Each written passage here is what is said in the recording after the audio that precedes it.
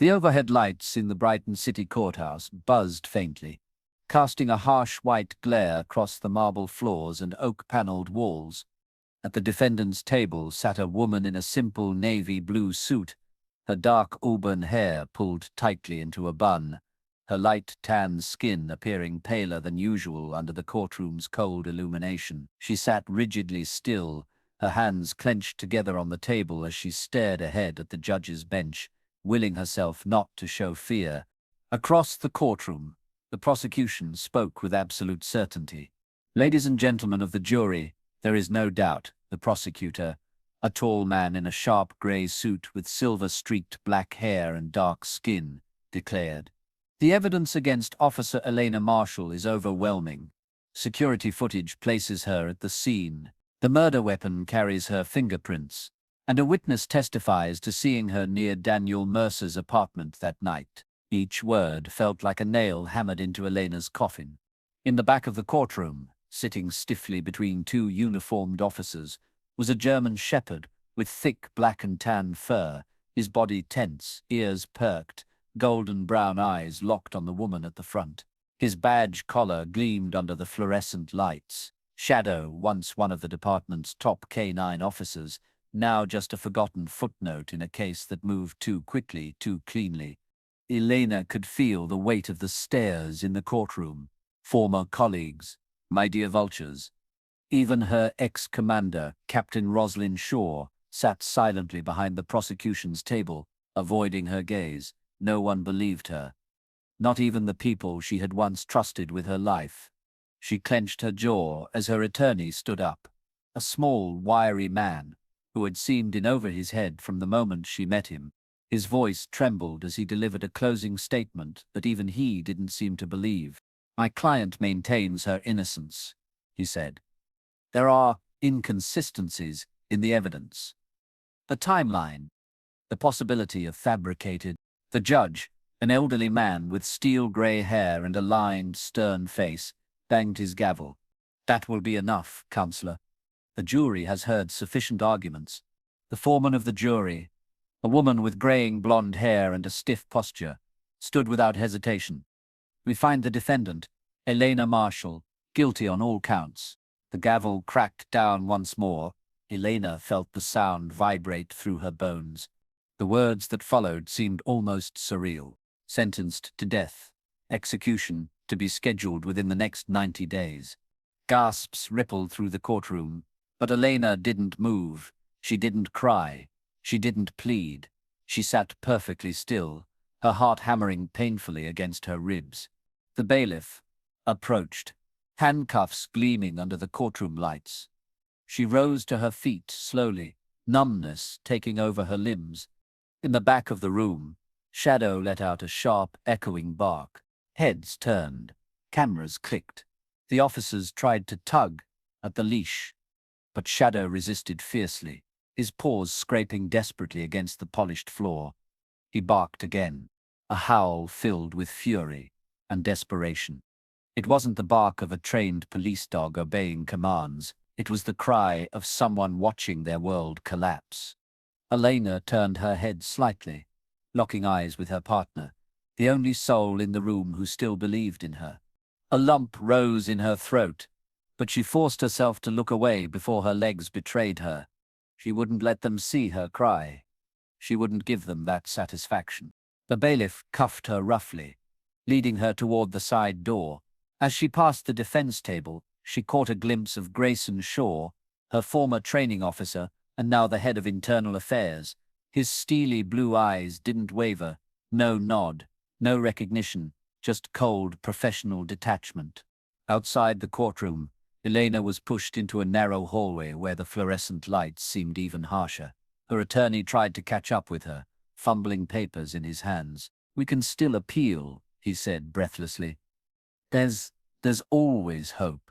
She cut him off with a quiet, steady voice. "Don't waste your time. The appeal would never make it through. Not in a city where powerful people needed her gone." From behind the closed doors, she could still hear Shadow barking, loud, frantic, refusing to be silenced. The sound faded as she was led further down the corridor. The leash strained harder and harder until the officers outside had to call for backup just to pull the struggling dog away. It wasn't until she was shoved into the armored van, shackled to the seat by cold steel, that the noise finally disappeared, and with it, a piece of her heart. Meanwhile, back in the courtroom, Shadow was forcibly dragged outside. A young officer in training, wearing a wrinkled blue uniform and scuffed boots, tried to soothe him. But Shadow would not be calmed. His body remained rigid, his tail lowered, ears pinned back, his eyes stayed fixed on the door where Elena had vanished. Another officer shook his head. "That dog's gonna wash out," he muttered under his breath. "Too much trauma. He'll never work a beat again." The young handler frowned, looking down at the fierce, trembling creature at his feet. He didn't say anything, but deep down, something told him they were wrong. Something told him that this dog was just getting started. The days that followed Elena Marshall's sentencing blurred together into a hollow stretch of time. At the Brighton City Canine Facility, in a row of kennels usually filled with eager, barking patrol dogs, one enclosure remained silent. Shadow lay curled in the corner of his cage, his thick black and tan coat dulled under the pale overhead lights. His ears stayed flat, his golden brown eyes, half-lidded but never fully closed, always staring at the door, waiting, hoping for a face that would never appear. Trainers tried everything. They called his name gently. They rattled treats against metal bowls. They even brought in a toy he used to love, a bright red tug rope, and waved it temptingly outside his enclosure. Shadow didn't move. If anything, he shrank further into the corner, tail tucked tight against his body. It wasn't just sadness. It was a refusal to accept the world without Elena in it. It didn't take long for the reports to start stacking up, non-responsive to commands. Refuses food, unfit for duty. There was talk among the senior trainers, whispered conversations in the break room, exchanged glances near the cages. "Is done," said one heavyset trainer, shaking his head as he sipped burnt coffee from a paper cup. "Psychological trauma happens sometimes. Nothing we can do. Transfer him to reconditioning." Another suggested, "Retirement's more humane." The discussions about Shadow's fate were brisk, clinical, as if he were just another broken piece of equipment to be quietly shelved away. No one noticed the man standing quietly in the doorway, arms folded, listening with a tightening jaw. Detective Sam Vance, once one of the department's brightest, now relegated to a forgotten corner of the bureau after questioning the wrong people too loudly, stepped forward. He was tall and broad-shouldered, wearing a plain charcoal grey jacket over a wrinkled button-down shirt. His brown hair was peppered with grey at the temples, and faint scars marred his weathered tan skin. But it was his eyes that told the story, sharp, heavy-lidded, carrying the weight of years of seeing too much. "I'll take him," Sam said simply. The trainers glanced at each other, hesitant. "Detective Vance, it's not that simple. He's city property." "I know the forms," Sam said, cutting him off. "I'm filing for permanent adoption, effective immediately." There was a long pause. One trainer muttered under his breath, "Your funeral?" But no one stopped him. Sam walked slowly to Shadow's cage. He didn't rattle the door. He didn't call out. He simply crouched down, lowering himself to the dog's level, letting the silence stretch. Shadow didn't react at first. His breathing was shallow. His paws remained stiffly tucked under his body. "You remember me, don't you?" Sam said quietly, his voice rough but soft. "I was there. I stood by and let them take her." For the first time in days, Shadow's ears twitched. Sam reached into the pocket of his jacket and pulled out something small, a folded scrap of blue fabric. Elena's old training armband, worn thin by years of use, the faint smell of her lingering on the cloth. He placed it carefully just inside the cage. Shadow's nose twitched. Slowly, painfully, he dragged himself forward inch by inch until his muzzle rested against the fabric. He let out a low, broken whine, a sound so soft it barely stirred the stale air around them. Sam swallowed the lump in his throat. "Come on, buddy," he murmured. "Let's get you out of here." The first few days at Sam's small suburban home weren't easy. Shadow refused to eat at first. Ignoring the fresh bowls of kibble and water, Sam left near his bed. He paced the front hallway at night, nails clicking restlessly against the hardwood floor, pausing often to sniff at the door as if waiting for someone to walk through it. Sam didn't force him. He simply sat nearby, usually in an old leather chair with a battered novel in one hand and a cup of cold coffee in the other. He gave Shadow space. He let him grieve. Every now and then he'd talk, not in commands, but in a steady, reassuring voice. "You're not alone, you know," Sam would say, more to himself than anyone else. "They took everything from her. Almost took everything from me, too." Shadow would lift his head at the sound of Sam's voice, but wouldn't move closer. And Sam respected that. He knew grief like he knew the back of his own scarred hands. You couldn't force it to heal. You just had to survive it. On the fifth night, something shifted. Sam had fallen asleep in the chair, his head tilted awkwardly back, a threadbare blanket thrown over his legs. A soft pressure nudged against his knee. He blinked awake to find Shadow standing beside him, looking up at him with those deep, sorrowful eyes. The dog's fur was slightly mussed, his frame still thinner than it should have been. But there was something in his gaze, something that hadn't been there before. Trust. Without a word, Sam moved over, making space on the rug. Shadow lay down heavily, resting his head against Sam's foot with a deep, exhausted sigh. Sam reached down and gently scratched behind the dog's ears, feeling the faint vibration of a grateful whimper. Maybe, just maybe, they could survive this together. Outside, a cold drizzle misted the sidewalks of Brighton City. Far away in the courthouse and the police station, files were being quietly closed, evidence quietly buried. Elena Marshall was forgotten. But Shadow wasn't. And neither, it seemed, was the truth. Not yet. The rain continued for 2 more days. Sam didn't mind. The steady patter against the windows softened the world, making it easier to stay inside where the air was filled with quiet understanding between man and dog. Shadow seemed to be healing, slowly, cautiously. He started nibbling at his food again, following Sam from room to room like a silent sentinel. The dog's body was still lean, his muscles tense under the thick black and tan fur, but the deadened look in his golden brown eyes had begun to lift, little by little. Sam told himself it was enough for now. But deep down, something gnawed at him. None of it added up. The evidence against Elena had been too perfect, too neat. Sam had been a detective, long enough to know real cases were never that clean. He just hadn't wanted to believe it. Not until he saw the raw desperation in Shadow's eyes that day in the courtroom. Someone wanted Elena gone, and if they had gone that far to destroy her, they wouldn't hesitate to do worse. It happened late that night. Sam was half asleep in his chair, a thick case file open across his lap, when a low growl rumbled from the hallway. He snapped awake instantly, his instincts dulled but not forgotten, kicking in. Shadow stood by the front door, his body rigid, ears pinned forward, tail stiff as iron.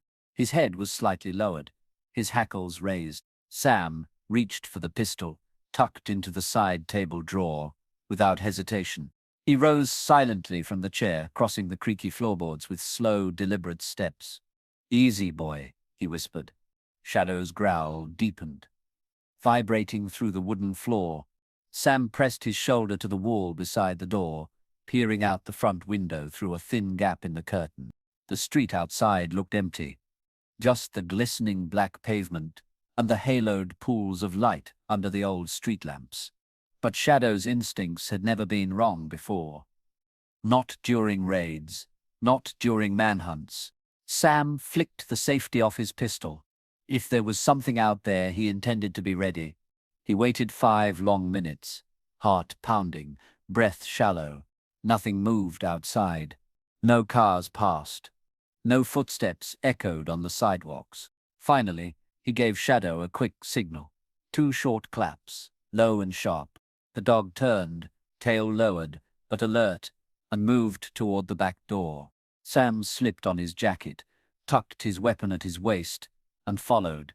Whatever it wasn't leaving. And neither were they. Shadow led the way down the rain-slicked street. His body moved low to the ground, legs bent for speed, his nose close to the wet asphalt. Sam kept a few paces behind, his senses stretched tight as piano wires. They turned down an alley between two run-down apartment buildings, a place Sam normally would have avoided. The walls were stained with old graffiti.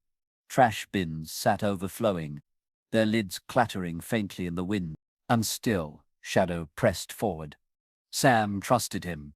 Even when logic told him it was madness, he trusted that damn dog.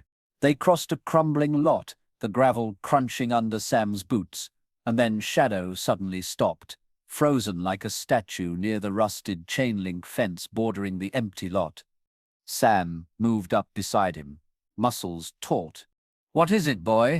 Shadow pawed at something lying against the fence, a small dark bundle barely visible in the dim streetlight.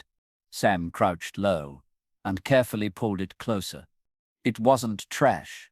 It was a folded piece of heavy black fabric, damp but unmistakable. A mask. Sam's blood ran cold as he turned it over in his hands. It was a silicone mask, textured, molded to mimic human skin. The eye holes, nose, mouth, all disturbingly lifelike. Someone had worn this. Someone who didn't want to be recognized. Sam's heart pounded faster. His mind flashed back to the security footage used against Elena, footage that had shown her walking calmly away from Daniel Mercer's apartment. What if it hadn't been her? What if it had been someone wearing this? He looked down at Shadow, who sat perfectly still, his eyes locked on Sam's face. "You found this for a reason, didn't you?" Sam whispered. Shadow wagged his tail once, slow and deliberate, as if confirming it. Sam clenched the mask in his fist. He wasn't crazy anymore. He wasn't paranoid. Someone had framed Elena. And if they went this far, what else were they hiding? They headed back home under the thick mist of early morning fog. The city silent but heavy with unseen threats. Sam's mind spun through the possibilities. He needed proof. Real proof. This mask wasn't enough on its own, not against the weight of fabricated evidence already in the system. But it was a start. And he wasn't alone. He looked at Shadow trotting beside him, head high despite the exhaustion lining his powerful frame. They were in this together now. For Elena, for the truth, and for whatever darkness still lay hidden behind Brighton City's smiling mask. The morning after finding the mask, Sam sat hunched over his kitchen table, a battered mug of black coffee cooling beside his elbow. The silicone mask lay in a sealed plastic bag in front of him, alongside his old case notes from Elena's trial. He studied them like a man trying to piece together a shredded map. Shadow lay nearby on an old rug, his thick black and tan fur rising and falling with steady, patient breaths. His golden brown eyes, however, never strayed far from Sam. The discovery gnawed at Sam's mind like a slow-burning fuse. Whoever had gone to the trouble of framing Elena hadn't simply planted evidence. They had engineered an entire illusion. And worse, they'd gotten away with it. Until now. Sam's fingers drummed against the tabletop. One piece wasn't enough. He needed more. He glanced at Shadow, who lifted his head slightly, as if sensing the shift in mood. "We're not done yet, buddy," Sam murmured. "Not even close." Sam decided to pull some strings. He still had a few favors left in the department, despite the cold shoulders he usually received. An old friend from forensics, someone who owed him for past silence, agreed to run a discreet scan on the mask. No records came up. No manufacturer stamps. Nothing. But the materials used were exotic, a type of synthetic polymer typically used only in military-grade prosthetics. Sam leaned back in the cracked leather chair of his small home office, rubbing his eyes. Military tech. Professional execution. This wasn't some back-alley criminal operation. It was bigger, smarter, more dangerous. His phone buzzed just as he was about to dive back into his notes. A text. from his forensics contact. Sam, there's been another murder. Downtown. Looks identical. Sam froze. Identical. Just like Mercer. Just like Elena's so-called victim. He shoved his pistol into his belt and whistled sharply. Shadow leapt up, alert in an instant. They arrived at the scene 20 minutes later. It was a high-rise apartment building at the heart of Brighton City's financial district.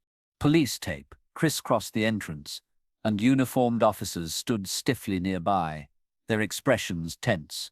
Sam flashed his old badge, still technically valid for another few months, and pushed his way through. The crime scene was almost surgically clean. In the center of the living room lay the victim, a woman in her mid-30s, her short, dark hair fanned across the marble floor, a gunshot wound perfectly centered over her heart. The room itself was eerily immaculate. No signs of struggle, no broken furniture, no signs of forced entry, just like before. Sam's stomach churned. He scanned the space carefully, noting every detail. The angle of the shot, the positioning of the body, the untouched glass of wine on the coffee table. Too perfect, just like Mercer. He crouched near the body, his jacket brushing the floor. Shadow sniffed the air, his powerful body tense, his ears sharp. Suddenly the dog growled, low and dangerous, his gaze snapping toward the far wall. Sam followed the line of his nose. At first, he saw nothing. Just the bland white paint and a few tasteful paintings hung at strategic intervals.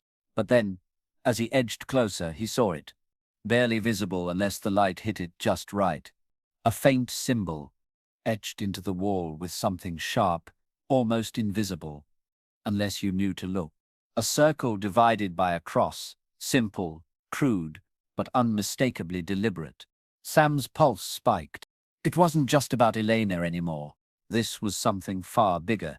Outside, the press was already beginning to gather, circling like vultures. Sam slipped away before the lead detectives could question him, Shadow trotting obediently at his side. Back in the car, Sam leaned his head against the steering wheel, letting out a slow breath. "They're not even hiding it anymore," he muttered. Shadow whined softly from the passenger seat, nudging Sam's arm with his nose. Sam turned his head slightly, staring into those earnest golden-brown eyes. He wasn't alone in this. Not while Shadow still stood by him. Not while Elena still waited in a cell for a justice system too broken to save her. Sam tightened his grip on the wheel. They were going to expose whoever was behind this, no matter the cost. Back at his small home office, Sam spread the case files across the scarred oak desk. Photos of Daniel Mercer. Photos of the new victim. Her name was Naomi Keller, an investigative journalist with a reputation for digging too deep. Victims from two different worlds, a political activist and a journalist. What connected them?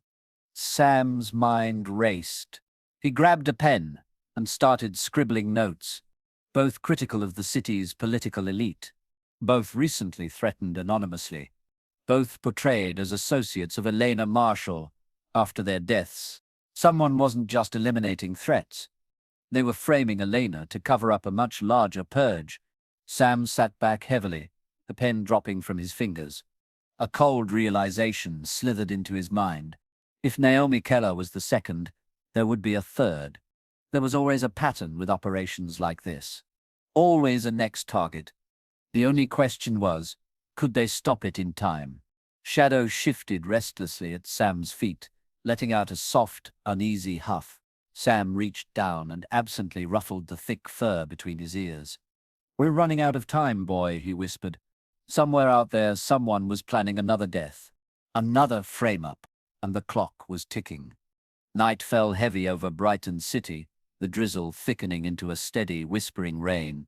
The streets gleamed under the sparse lamplight, distorted reflections stretching and bending across puddles like uneasy ghosts. Sam sat alone in his kitchen, a half-drunk cup of coffee cold by his elbow, staring at the wall without seeing it.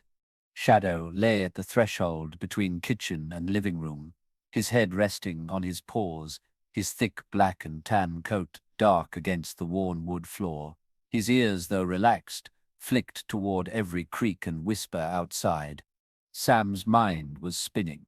2 murders, both designed to implicate Elena, both too clean, too careful, and whoever was orchestrating it had access to resources far beyond a simple criminal ring. He needed help, real help. Someone who operated outside the law but knew how to move through it, like a phantom. Someone who could find the connections he couldn't see yet. Sam opened his battered old phone and scrolled through his contacts, pausing at a name he hadn't called in almost 5 years. Mason Ward, an ex-intelligence officer. A ghost in every sense of the word. They hadn't parted on good terms. At desperate times, Sam hesitated, only a moment before hitting call. Mason picked up after 3 rings. Vance. The voice was low, gravelly, unmistakable. No offense, but I was hoping you were dead. Good to hear you too, Mason, Sam replied dryly. I need a favor. A beat of silence. Then Mason chuckled, humorlessly. You always do. Sam quickly explained the situation. The frame job, the mask, the new murder, the symbol etched into the wall. When he finished, Mason's tone shifted, the edge of mockery vanishing. That's bad, he said simply. You're poking a hornet's nest, Vance. I know. Send me a photo of the symbol, Mason said. I'll see what rattles loose. Sam ended the call and pulled up the photo he'd snapped earlier at the crime scene, the crude circle and cross mark. He sent it to Mason without a word. Now all he could do was wait. The clock ticked past 2 a.m. Sam couldn't sit still. Shadow seemed to sense it. He rose and padded to the door, his tail stiff, his body poised. He wanted to move. Sam grabbed his jacket and gun and whistled once, short and low. Shadow responded instantly, tail giving a single determined flick. They stepped into the rain-soaked night, the mist curling around them like a living thing. Sam didn't know where they were going, but Shadow seemed to. His nose low, his stride purposeful, he tugged at the leash with a kind of silent urgency Sam had learned never to ignore. They crossed 2 neighborhoods, rows of shuttered shops, darkened windows, the occasional squeal of a distant tire slicing the quiet. At first Sam thought maybe Shadow was just restless, but the dog's behavior was too focused, too precise. He was tracking something. Sam followed without question. They wound through a deserted industrial park on the city's edge, a place long forgotten by Brighton's shiny tourist brochures. Rusting warehouse leaned into the mist, their broken windows like dark, empty eyes. Shadow halted suddenly near a crumbling brick building, ears forward, tail stiff. Sam felt the hair on the back of his neck stand up. Something was here, or had been. He let Shadow lead. The dog moved toward a battered side door barely hanging from its hinges. He sniffed deeply, then looked back at Sam, a short, urgent whine rumbling from his throat.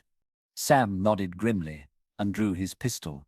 Inside, the air was thick with dust and mold. Sam moved carefully, flashlight sweeping across abandoned machinery and stacks of rotting crates. Shadow padded silently ahead, his paws soundless on the cracked concrete. And then, a glint under a fallen tarp near the back of the warehouse. Sam motioned Shadow to stay and approached cautiously. He pulled back the moldy cloth, revealing a crate, newer than everything else in the building, its metal sides slick with moisture. Stamped on it, faint but visible under the beam of his flashlight, was a logo he recognized instantly. Ventec Industries. A military contractor. High-grade surveillance. Experimental tech. Synthetic biomaterials. And Black Ops contracts no one ever talked about. Sam's stomach dropped. Whoever was framing Elena wasn't just a local operator. They had military resources. The crate was locked, but a quick crowbar snap pried it open enough to reveal its contents. Inside were 6 sealed packages, sleek black cases, labeled with cold clinical tags. Synthetic facial overlays, prototype B. Sam swallowed hard. This was it. Proof. Not just a mask, an entire program. And by the look of the inventory sheet tucked under the lid, There were many more units out there, already deployed. Shadow barked sharply, once his voice slicing through the thick silence. Sam whipped around just in time to see a shadow slip through the broken wall ahead. Someone had been watching, and now they knew Sam had found the evidence. He didn't waste a second. "Move," he barked.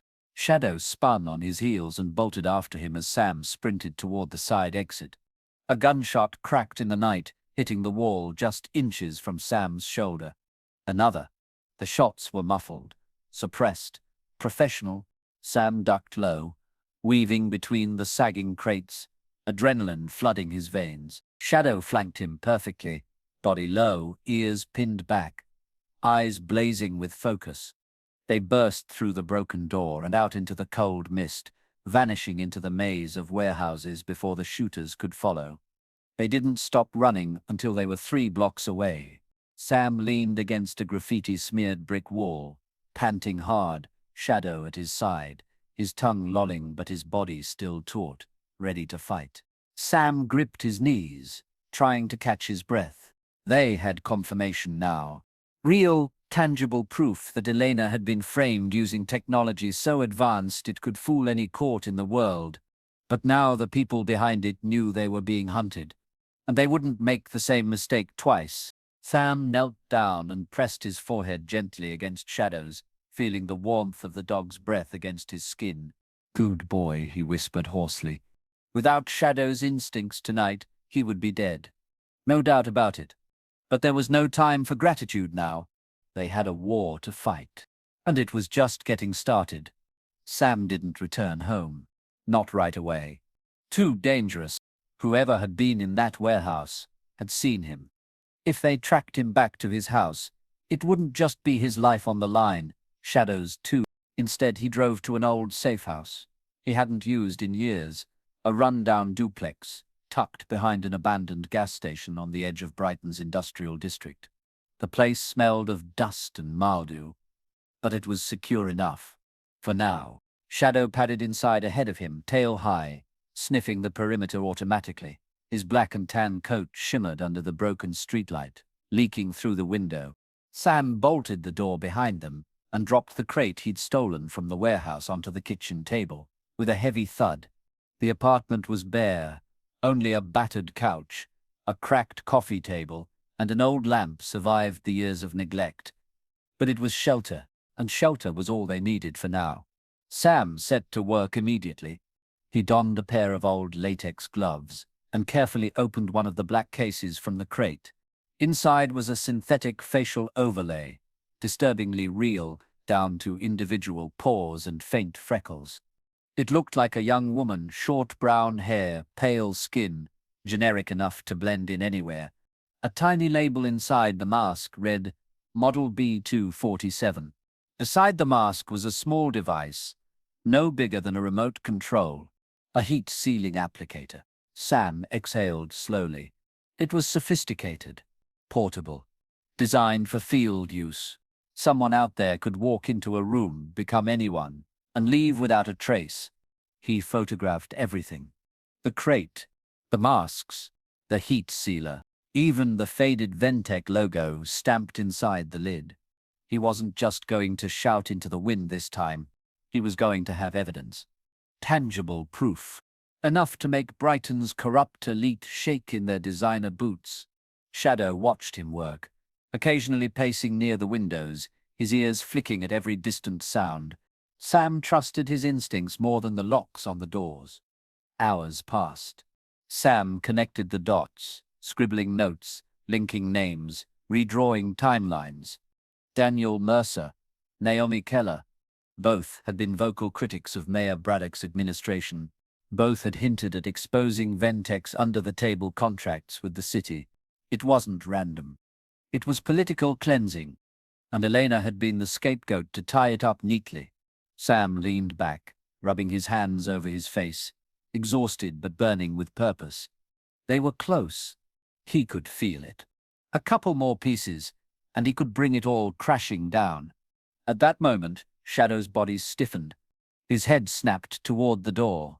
A low, guttural growl built in his throat. Sam froze. A second later, the glass window shattered inward with a deafening crash. A small canister tumbled onto the floor, rolling in slow circles before hissing thick, choking smoke. Sam yanked his jacket over his nose, coughing violently. Gas. Tear gas. They were here. Whoever they were. They hadn't wasted time. Shadow snarled furiously, teeth bared, crouching low and ready to strike. Through the haze, Sam glimpsed dark shapes moving outside. At least 3, maybe more. Professional. Fast. No police lights. No announcements.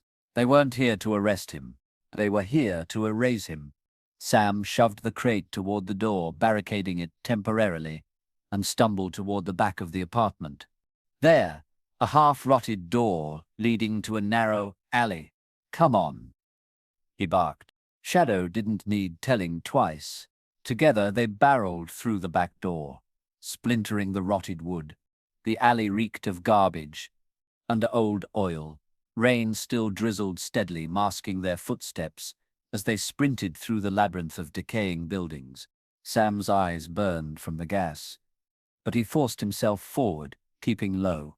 Shadow stayed close, moving like a shadow himself, ears flicking, nostrils wide. Bullets cracked the night behind them, suppressed shots that thudded into walls and dumpsters instead of ringing out loud. They didn't want witnesses. Sam ducked around a corner, sliding on wet concrete, and crashed shoulder first through a rusty gate. The world exploded into chaos, shouting, footsteps, the sharp smell of ozone. Sam pulled Shadow into the cover of a collapsed shipping container, chest heaving. They couldn't outrun them forever. They needed a diversion. Sam's eyes darted around desperately until he spotted it, a set of old propane tanks stacked behind a nearby diner. If he could get a shot off, trigger a small explosion. "Stay," he whispered to Shadow, pressing the dog back gently. Shadow hesitated, growling low in his throat, but obeyed. Sam peered around the container, pistol raised. The figures were closing in. 2 wore tactical gear, black helmets, night vision goggles. Sam fired once. The bullet slammed into the propane tank. For a heartbeat, nothing happened. Then the world erupted in a deafening roar. Flames gushed into the sky, a shockwave rattling nearby windows. Sam didn't wait. He grabbed Shadow's scruff and ran, sprinting through the confusion, weaving between blinded attackers and falling debris. They didn't stop until they reached the edge of the river district, a tangled sprawl of abandoned piers and storage facilities. Sam stumbled to a halt behind an overturned boat, gasping for breath. Shadow circled back, panting heavily but otherwise unharmed. Sam slumped against the boat, clutching his side where a piece of shrapnel had grazed him. It wasn't deep. He'd live, but he was running out of safe places. Running out of time. His phone buzzed in his pocket. Sam yanked it free, heart hammering. It was Mason. One line of text. "Found the mark. Revenant Circle. You're in deep." Sam stared at the words, the name echoing in his mind like a funeral bell. Revenant Circle. He'd heard the whispers. A clandestine group. Mercenaries without flags, killers without borders. If they were involved, it meant one thing. This was no local conspiracy. It was an operation bigger than Brighton City. Bigger than any of them. And he and Shadow had just made themselves the biggest targets on the board. Sam closed his eyes, the weight of it pressing down on him. But he felt Shadow's warm body lean against his leg, solid, real, unbreakable.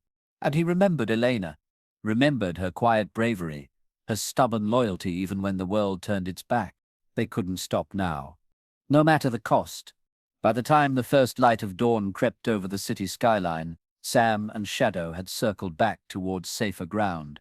At least, as safe as anywhere could be now. They kept low, moving through deserted alleys, avoiding traffic cameras, blending into the grey stillness of early morning. Sam's body ached. Every step was a reminder of how close they had come to being erased. The crate from the warehouse was gone.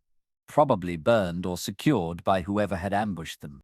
The evidence was slipping through his fingers, but not everything was lost. Mason's message about the Revenant Circle gnawed at his brain. He needed answers, and he knew exactly where to start. Detective Harriet Cole. Back when Sam was still part of the department, Cole had been his partner for a short time. Smart, ruthless when necessary, and above all, someone who hated dirty politics as much as he did. If anyone could help him now, it was her, if she hadn't been bought already. That was the gamble. They found Cole at a greasy old diner tucked away in the industrial district. The kind of place where the booths were cracked vinyl and the coffee was strong enough to dissolve metal. Sam kept a hand loosely resting on the Glock hidden under his jacket as he pushed open the door. Shadow stayed tight at his side, tail lowered, body tense. The diner was nearly empty, just a few tired long-haul drivers nursing breakfasts and a teenager mopping the floor half-heartedly. Cole sat in the back booth, her back against the wall, watching the entrance like a hawk. She hadn't changed much. Short, stocky build, medium dark skin, cropped black hair streaked with new threads of grey. A dark brown leather jacket zipped halfway up over a navy t-shirt. When she saw Sam, her expression didn't shift, didn't betray anything.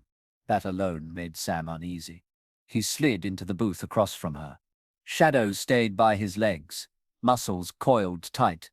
"Been a long time," Cole said, voice low and even. "Not long enough," Sam replied. The waitress shuffled over, dropping a chipped mug of black coffee in front of him without a word. Sam waited until she walked away before leaning forward. "I'm in trouble," he said bluntly.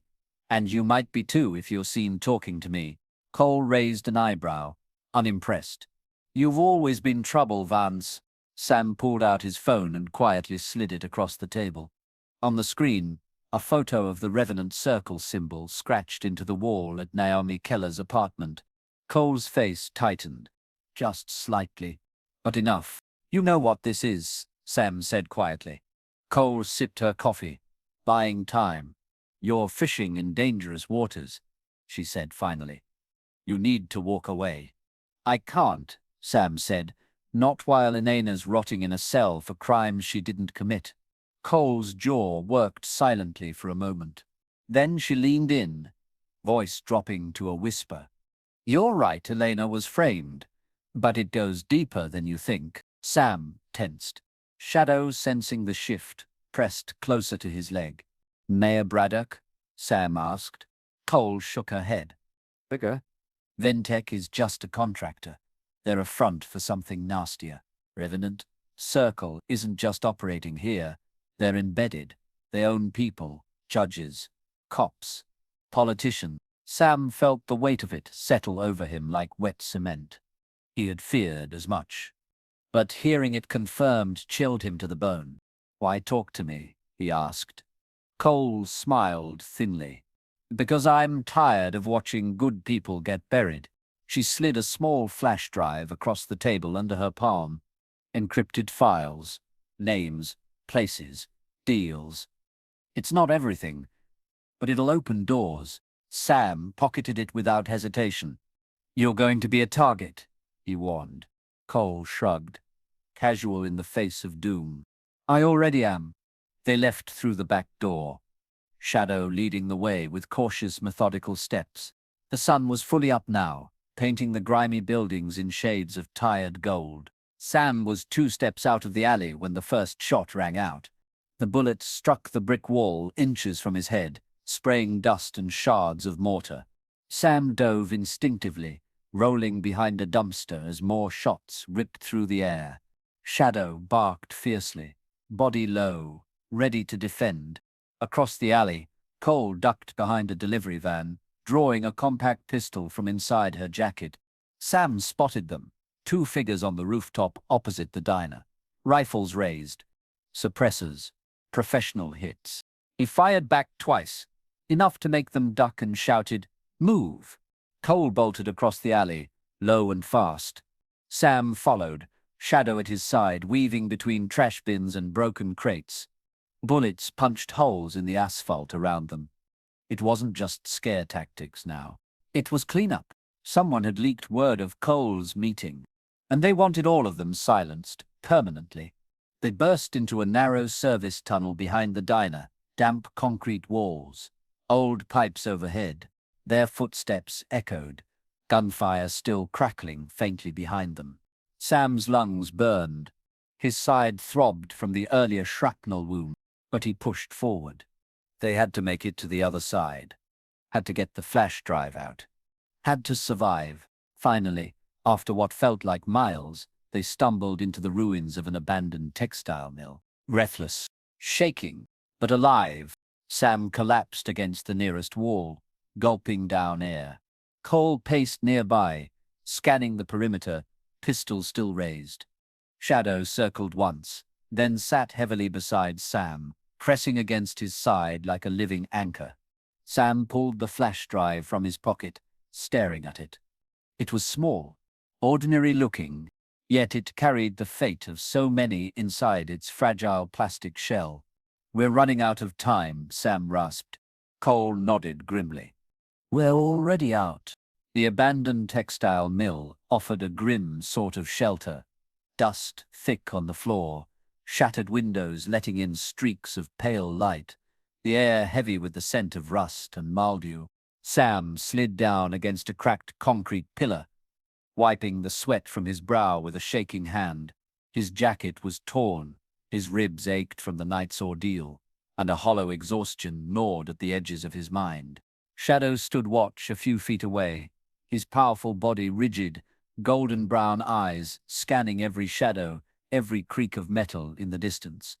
Cole knelt nearby, working feverishly on a battered laptop she had pulled from a hidden satchel under her jacket.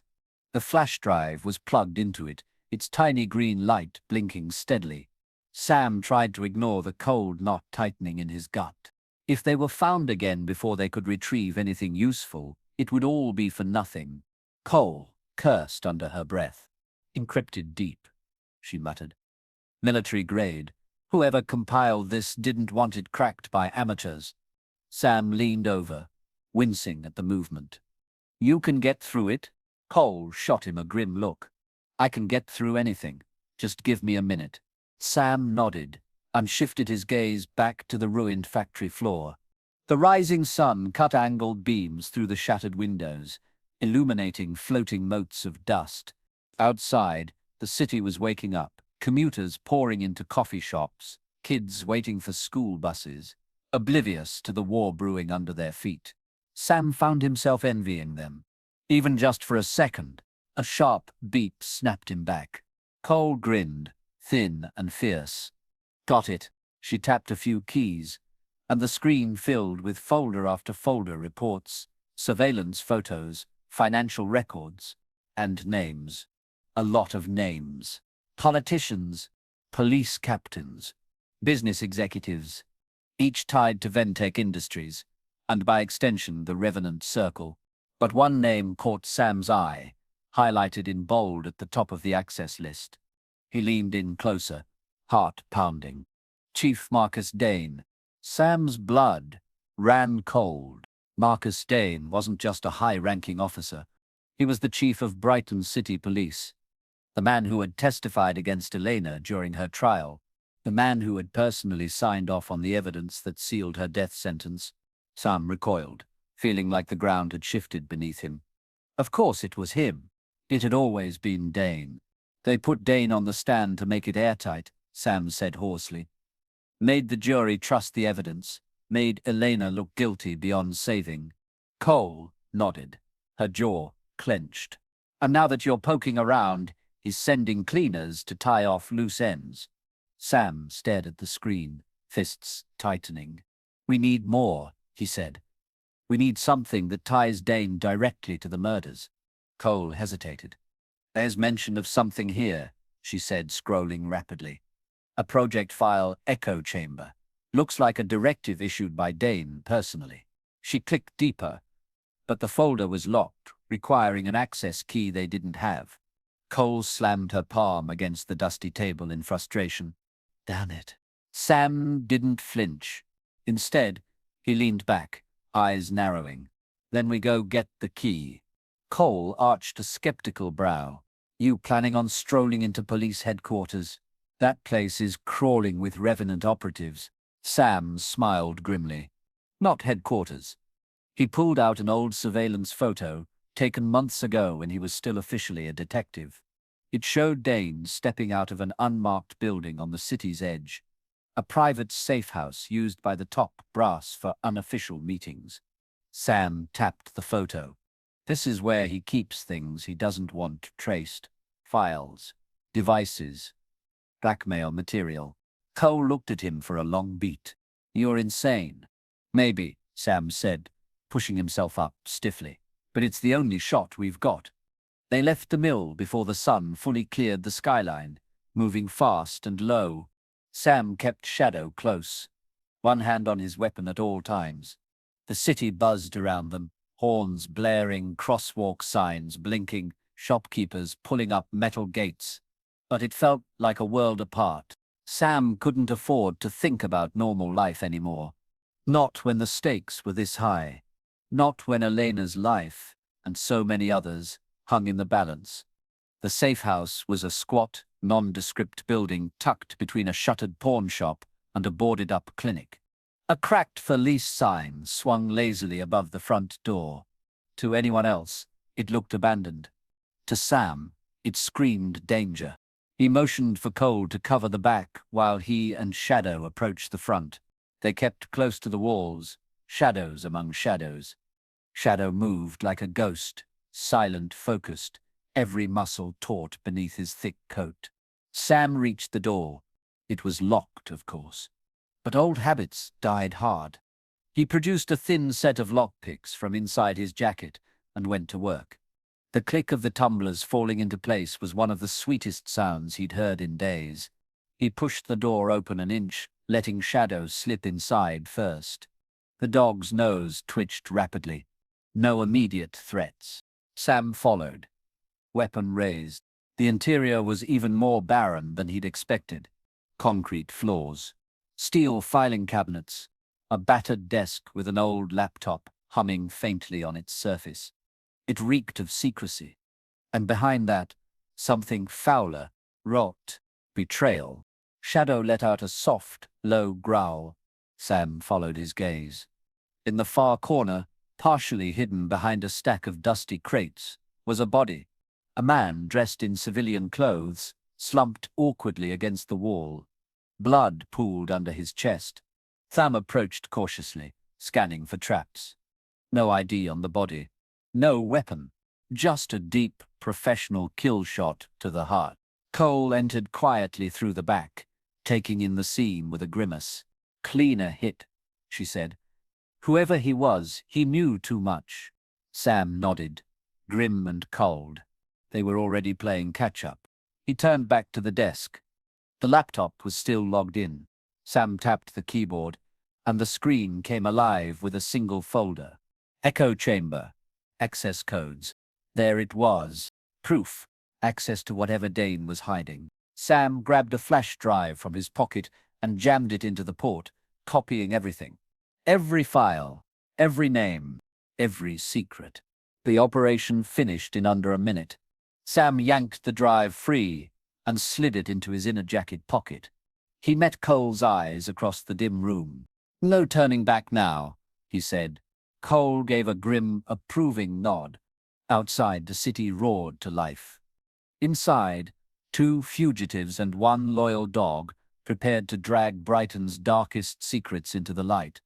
Or die trying. They drove in silence. Sam gripped the wheel tightly, his knuckles pale, eyes flicking to the rearview mirror every few seconds. The city blurred past, brick buildings and neon signs smeared by the fog rolling in from the river. Shadow sat upright in the back seat, his broad black and tan frame rigid, golden brown eyes scanning the world with a predator's focus. Cole rode shotgun, her laptop balanced precariously on her knees, the stolen files from Dane's safe house now unlocked and pouring across the screen. Neither of them spoke until they were miles away, buried deep in the suburban sprawl, where the Revenant Circle's reach was weaker, at least for now. Sam finally turned into a cracked, forgotten parking lot behind an abandoned furniture store. No security cameras, no curious eyes. They needed space to think. Cole cracked her knuckles and leaned in. This echo chamber project, she said grimly, wasn't just about eliminating activists and journalists. Sam's jaw tightened. Go on. Cole tapped a few keys, pulling up a series of chilling documents. According to the files, echo chamber was a two-pronged operation. Frame dissenters, people who threatened the political order by using fabricated evidence and synthetic masks, just like they had with Elena. Recruit replacements, install puppet figures in law enforcement, politics, and media, all carefully curated to protect Ventec's interests. It wasn't just corruption. It was systematic control, a silent takeover. And Elena's trial had been one of the first public tests to see if the system would accept a completely manufactured villain without question. It had. Sam clenched his fists, feeling rage boil just beneath his skin. They had sacrificed an innocent woman to perfect a machine of lies. Shadow shifted in the back seat, sensing the change in the air, a low whine curling from his throat. Sam reached back absently and rested a hand on the dog's broad head. You're the reason we know, he murmured. If Shadow hadn't refused to give up, if he hadn't dragged Sam into this, Elena would have disappeared into history. A cautionary tale of a cop gone bad. Instead, they had a chance to burn the whole rotten empire down. Cole turned the laptop so Sam could see the next page. A list. Names. Dates. Targets. And at the very top, a name that made Sam's stomach lurch. Senator Olivia Strathmore, a rising star in state politics. Young, charismatic, untouchable.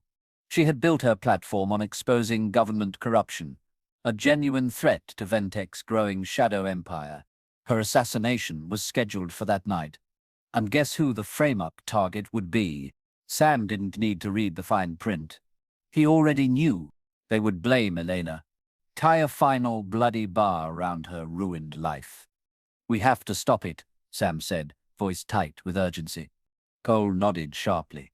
But we can't just crash the event. It's a high-security fundraiser. Full lockdown.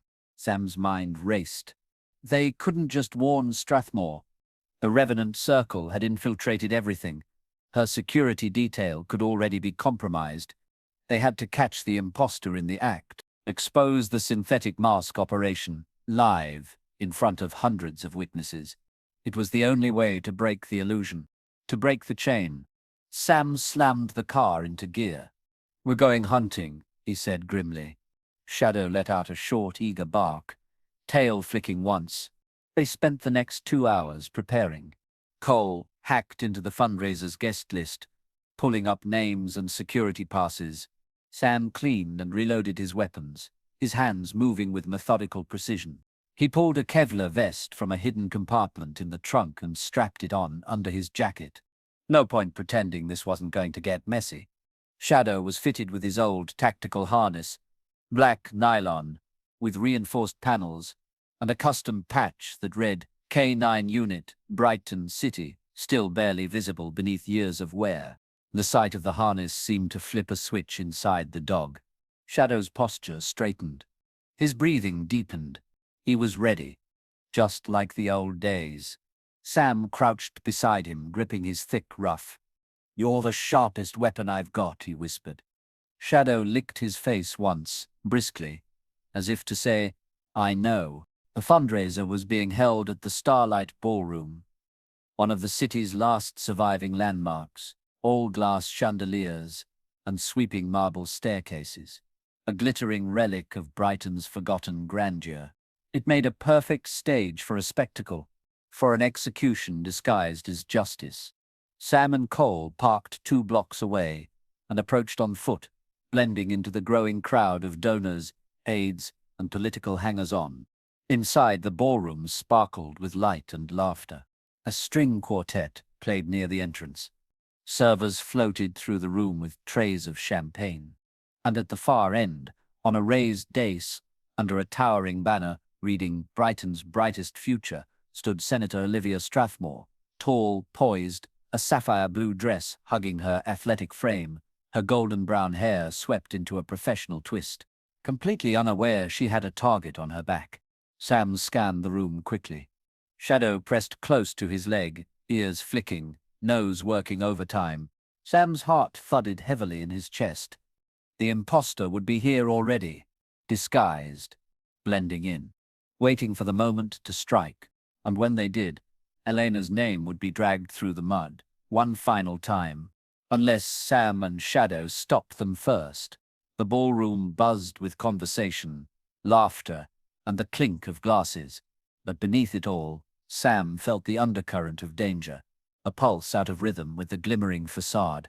He moved carefully through the crowd, his senses stretched tight, every nerve on alert.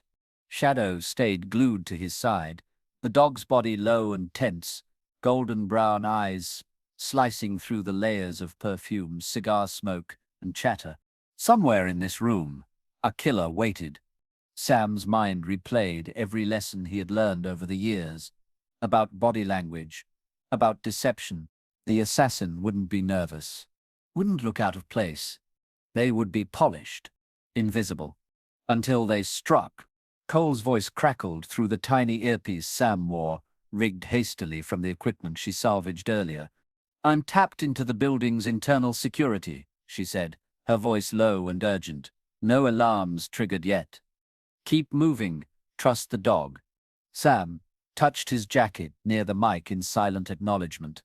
He rounded the perimeter of the room slowly, using the natural flow of guests to stay unobtrusive. Shadow's nose worked overtime, sniffing every passing perfume, every lingering cologne, every metallic trace of concealed weapons. For a while, nothing. Then, a stiffening. Shadow froze for half a second, just a fraction of hesitation, then pivoted his head sharply toward the north wing of the ballroom, where the private lounges opened up onto the terrace. Sam's pulse quickened.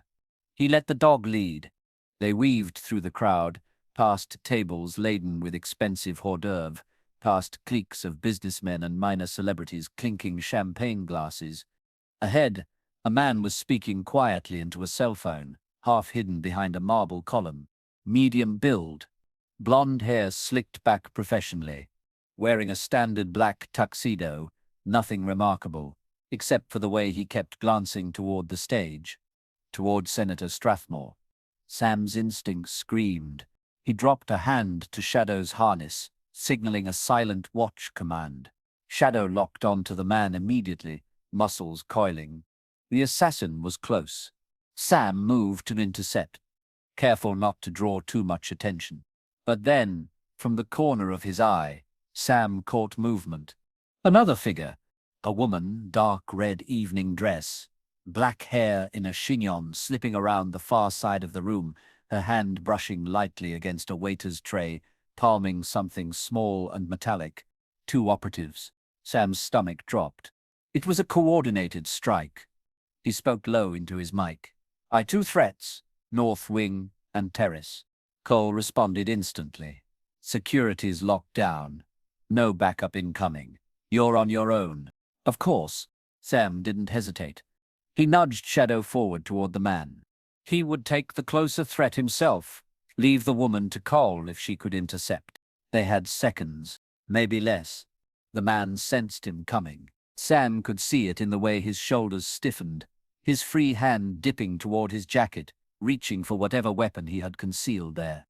Sam moved faster.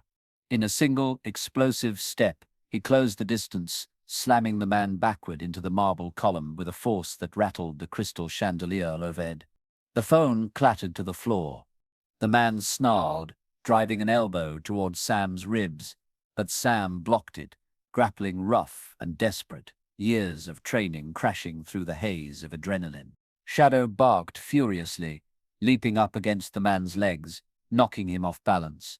Sam seized the moment, pinning the man's arm behind his back and yanking the small pistol free. He pressed it to the man's spine. "Move," Sam growled. He shoved the man forward, dragging him into the open where everyone could see. Gasps, echoed through the ballroom. The music stopped abruptly, the violinist's bow screeching across the strings. Guests turned, confusion and fear flickering across painted faces. Senator Strathmore turned too, her brow furrowed, just in time to see the second assassin raise her hand. A glint of metal, a sleek, modified pistol slipping free from the folds of her gown, aimed directly at Strathmore's heart. Sam shouted, "Gone!" Everything moved at once. Shadow tore free, surging across the marble floor like a cannonball. The second assassin hesitated, just a blink. And it was enough. Shadow hit her low, teeth snapping shut on her arm, with savage precision, sending the pistol skittering across the floor. Screams erupted. Security finally lunged into motion. Sam twisted his prisoner's arm harder, forcing him to his knees, pressing the pistol to his temple to keep him pinned. Cole emerged from the side hallway, gun drawn, covering the crowd. "Nobody move," she barked. The woman in the red dress shrieked as Shadow pinned her down, snarling deep in his chest. The assassin's mask slipped slightly under the force of the tackle, and Sam saw it, a faint seam near the jawline, synthetic skin flexing unnaturally. "Proof!" Cole shouted to the security staff. "You're being played. These two are part of a frame job. Check their faces. They're wearing synthetic overlays." Sam held up the mask they had found earlier, letting the horrified donors see it under the chandelier's harsh light. Gasps turned into murmurs. Fear turned into outrage. Senator Strathmore, still pale but composed, nodded once at her head of security. Within moments, real officers had descended on the scene, pulling the assassins apart from Shadow's grip and hauling them to their feet. The synthetic overlays were peeled away under sterile gloves, revealing two utterly unfamiliar faces underneath. Not Elena Marshall. Not anyone remotely like her. Sam sagged back against the column, breathing hard. Shadow trotted back to his side, tail wagging slightly despite the tension still crackling through the air. "You did good, boy," Sam whispered hoarsely. "Better than good." They had stopped the murder, stopped another innocent from being blamed. And now the world would see the truth unravel. Senator Strathmore approached cautiously, flanked by aides. She looked Sam over, the dirt-smudged jacket, the blood-smeared hands, and then she looked down at Shadow, panting but proud. "Who are you?" she asked quietly. Sam straightened. "Someone who still believes the truth matters," he said simply. Strathmore held his gaze for a long beat. Then she nodded. "Come with me." Sam glanced down at Shadow, who gave a small huff as if to say, "After you." Together they followed her into the back of the ballroom, toward whatever came next, toward a reckoning. At last, Sam followed Senator Strathmore and her security team down a gleaming corridor behind the ballroom, his steps heavy, Shadow trotting at his side. The deeper they went into the building, the clearer it became. There would be no escape if things went wrong again. Cole caught up from behind, her brown leather jacket streaked with dust and the glint of a pistol hidden at her waist. She shot Sam a quick nod, ready for whatever came next. They entered a secured conference room, wood-paneled walls, a long oval table, polished to a mirror shine, a bank of surveillance monitors flickering quietly on one side. Strathmore's top security aide, a wiry man in a sharp grey suit, immediately sealed the heavy double doors behind them with a loud metallic click. For a few moments, the only sounds were the muffled thrum of the fundraiser still echoing through the building, and Shadow's steady breathing. Then Senator Strathmore turned to face them fully, her blue dress catching the overhead lights. "You have about 30 seconds to convince me you're not part of this," she said coolly, folding her arms. Sam didn't blink. He pulled the flash drive from his pocket, the one they'd stolen from Dane's private safe house. "Everything's on here," he said. "Names, operations, proof that Elena Marshall was framed and that you were next." Strathmore hesitated, just a beat, then took the drive and slid it into a sleek laptop set up on the conference table. Cole moved closer, her posture still wary, one hand hovering near her weapon. Shadow sat beside Sam, eyes locked on the door, as if sensing something still wasn't right. The files loaded quickly. Within seconds, the screen filled with damning evidence. Payment transfers, synthetic mask blueprints, orders signed by Chief Marcus Dane himself. Strathmore's sharp gaze flickered as she scanned the documents. "This is massive," she murmured. Sam nodded grimly.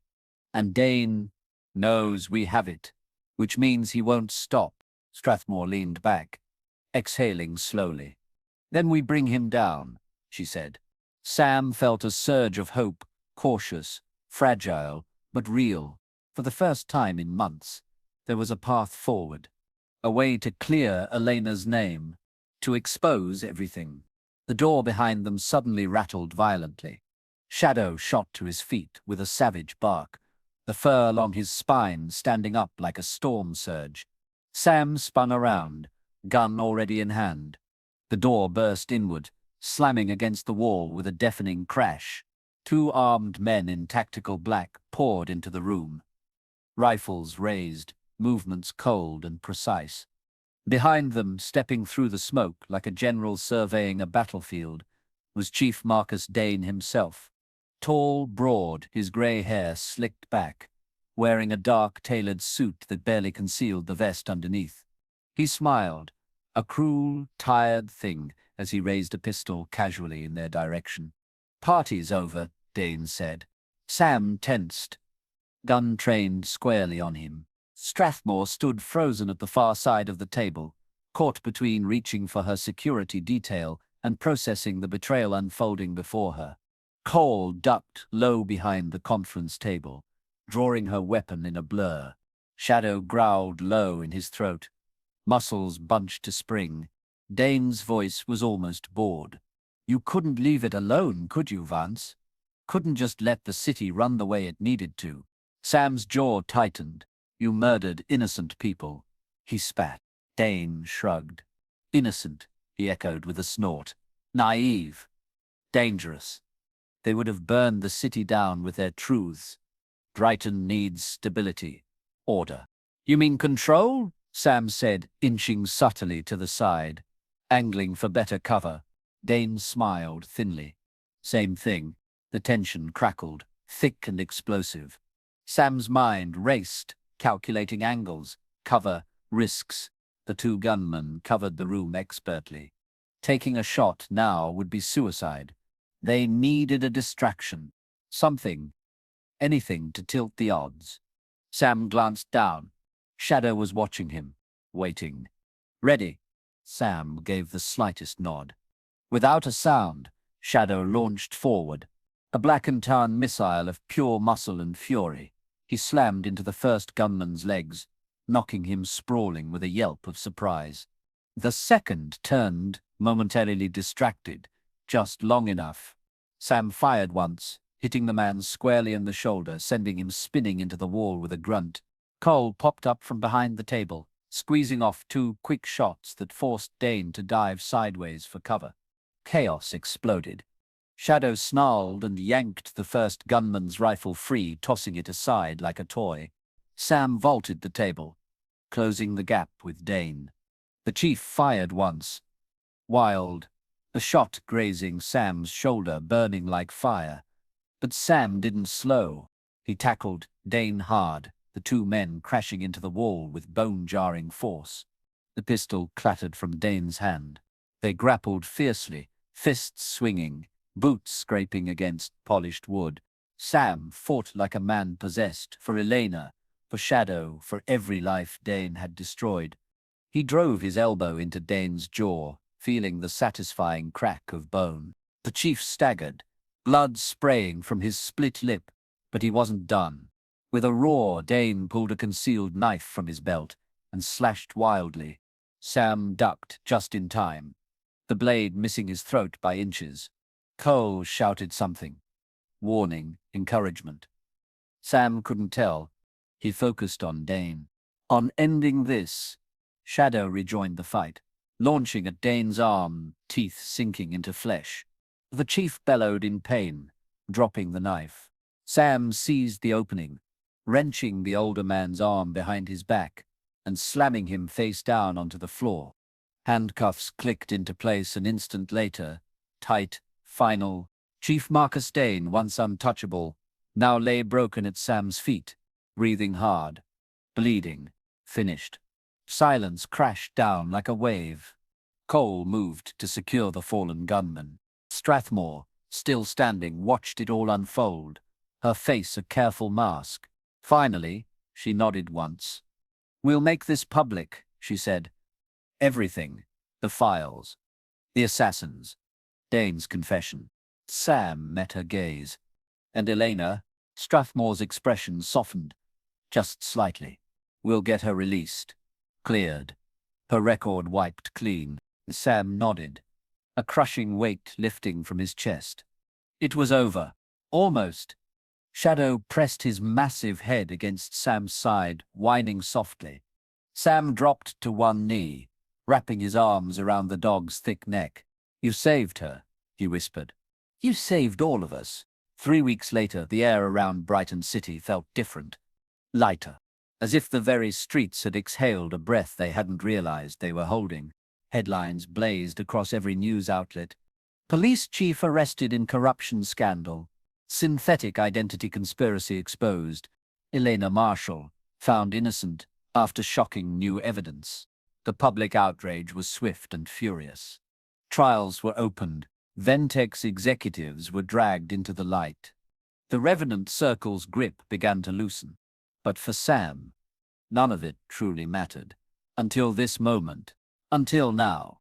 He stood near the gates of Brighton Women's Correctional Facility, his hands shoved deep into the pockets of a plain navy jacket, his stance rigid despite the spring breeze ruffling his hair. Beside him, Shadow sat poised and alert, his thick black and tan coat gleaming under the morning sun. Other families milled about the lot, husbands, wives, children, waiting for their loved ones. But Sam only watched the front doors. His heart thudded steadily in his chest, not from nerves, but from something deeper. Hope. Real, tangible hope. The heavy double doors groaned open, and there she was.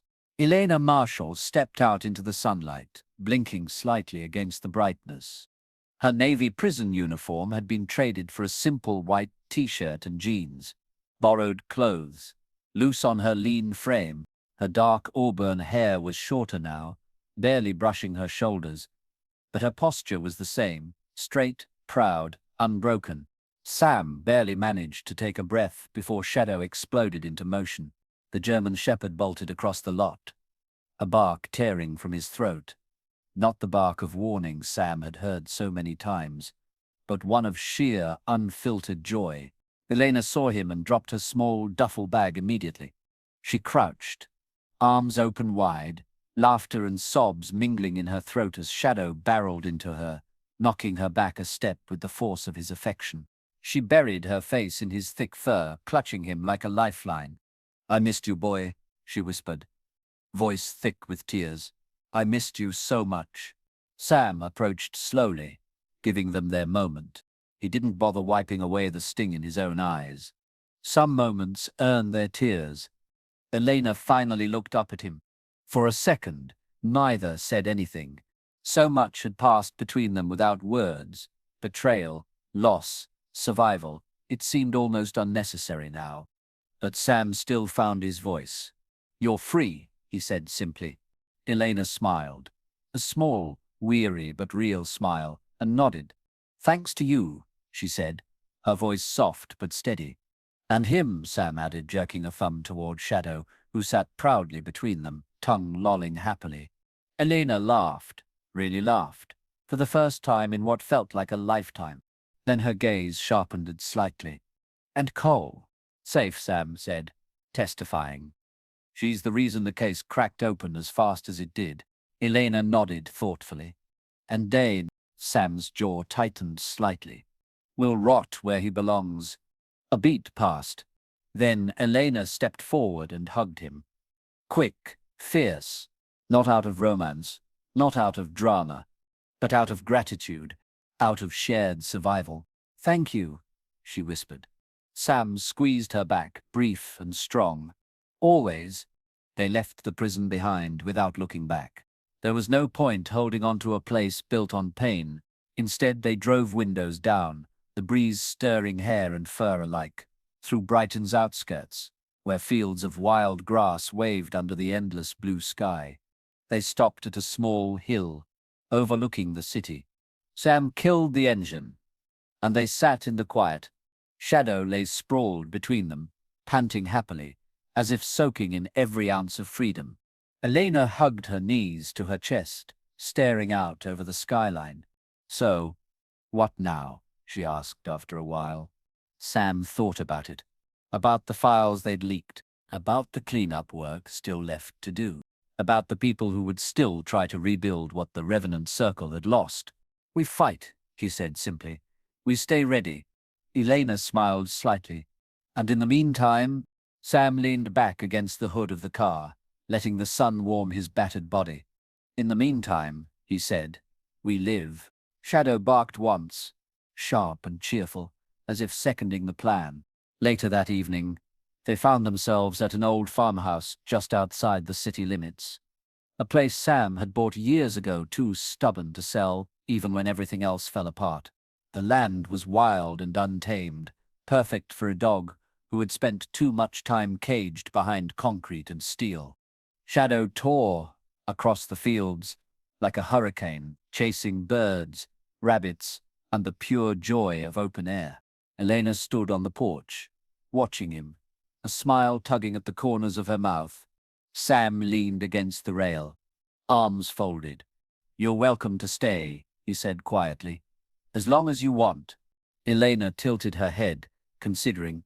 "Shadow would never forgive me if I didn't," she said with a wink. Sam chuckled, a low, rough sound, and nodded. The sun dipped lower, painting the sky in streaks of gold and crimson. And for the first time in a long, long while, they let themselves believe the worst was behind them. The future was unwritten, and whatever came next, they would face it together. Man, woman, and the dog who had refused to give up on either of them.